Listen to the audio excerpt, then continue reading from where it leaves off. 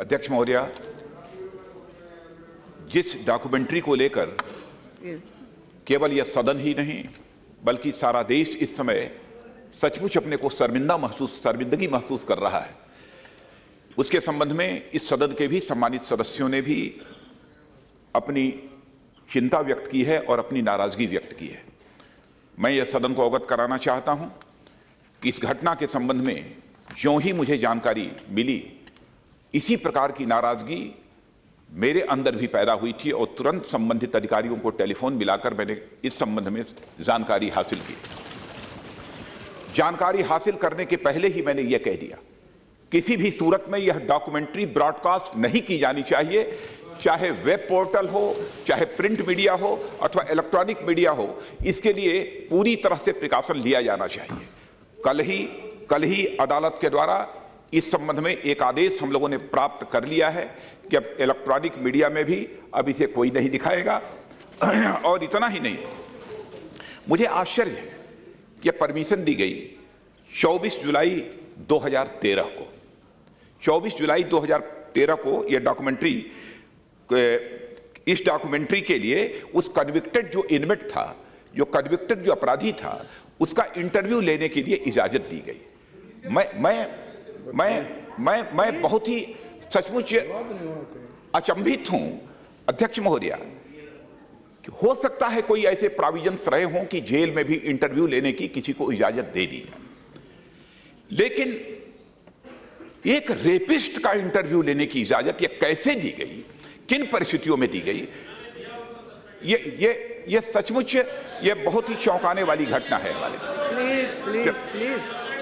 Please वो सक्षम है, इतने समझदार, इसीलिए अनुभवी है। इसीलिए मैं पूरे मामले की तो एक तो जांच कराऊंगा और यह भी मैं तय करूंगा यदि कोई प्रोविजन है ऐसा तो उन प्रोविजंस को भी रिव्यू किया जाना चाहिए। यदि तिहाड़ में किसी को इंटरव्यू लेने के लिए इजाजत दी जाती है तो रिव्यू करेंगे, उसमें क्या संशोधन करने की आवश्यकता है वो हम संशोधन भी वह करेंगे। लेकिन साथ ही साथ हम निश्चित रूप से इस बात का पता लगाएंगे किन परिस्थितियों में यह इजाजत, रेपिस्ट का इंटरव्यू लेने के लिए क्यों इजाजत दी गई, हम इसका पता लगाएंगे। और जरूरत हुई, यदि आवश्यकता पड़ी रेस्पॉन्सिबिलिटी फिक्स करने की, तो अध्यक्ष महोदया मैं इसमें रेस्पॉन्सिबिलिटी भी फिक्स करूंगा, क्योंकि यह सदन जितना आहत है उतना ही आहत मैं भी हूं। इसलिए मैं सदन को अपनी तरफ से आश्वस्त करना चाहता हूं, यह बहुत ही एक दुर्भाग्यपूर्ण यह घटना घटित हुई है। बहुत डिटेल में जाकर मैं समझता हूं इस घटना के संबंध में चर्चा करने का कोई औचित्य नहीं है।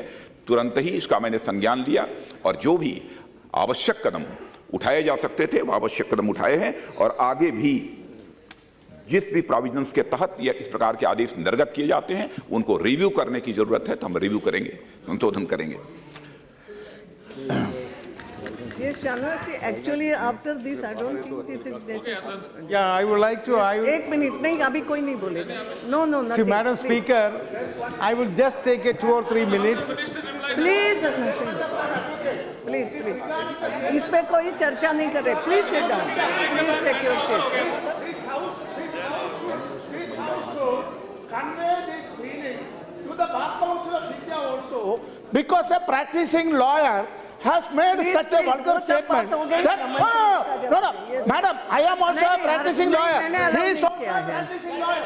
No practicing lawyer should make such a statement. वो दे लेंगे।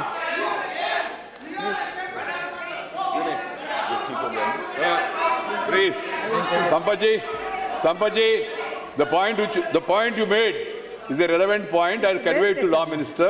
Yeah. He will take it up with the Bar Council of India. There is another issue angle to this. I was just discussing with my senior colleagues, Rajnath ji. There is a problem now, according to me. Madam, I'm sorry, the Minister, but my point is, we can ban in India. But there is a conspiracy. There is a conspiracy to defame India. It will be telecast outside. What should be done? That also will be examining it. Minister said he will talk to the INB minister and find out what is the way. Because India's name बाहर बदनाम नहीं होना चाहिए, उसको भी देखना चाहिए। बहुत सारे पॉइंट्स हैं, ये देखेंगे। अध्यक्ष महोदया, मैं बात करूंगा नहीं, मैं बात INB मिनिस्टर से मैं कर चुका हूं कि इस संबंध में आवश्यक कदम उठाए जाए ताकि यह बाहर भी ब्रॉडकास्ट न किया जाए।